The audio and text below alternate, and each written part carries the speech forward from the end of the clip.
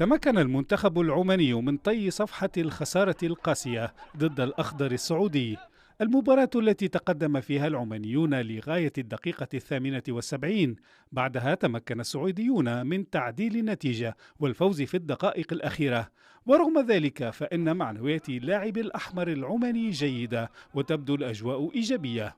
في هذه المباراة لازم نحن نكون على يد واحدة والحمد لله نحن في التمارين الماضية بعد مباراة السعودية كنا على يد واحدة، ونسينا مباراة السعودية. صحيح نحن ضيعنا كثير في مباراة السعودية، منتخب تايلاندي أسلوبه مختلف، لكن الحمد لله نحن بنتعامل يعني مع هذه المباراة بشكل جيد ونكون على يد واحدة إن شاء الله.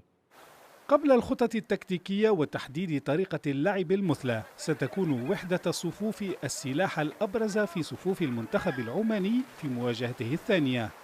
مواجهة ستكون ضد منتخب تايلاند متصدر المجموعة السادسة بعد فوزه على كيرغستان بثنائية نظيفة في المباراة الأولى. منتخب تايلاندي منتخب قوي ومنظم، لكن نحن في أتم الاستعداد لهذه المباراة، وما عندنا أي شيء، ما عندنا أي مجال إن غير الفوز يعني.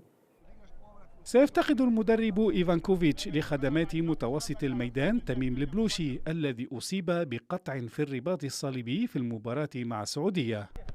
لن يكون أمام العمانيين خيار غير الفوز في مباراتهم الثانية في دور المجموعات للإبقاء على فرصة كبيرة للتأهل لدور 16.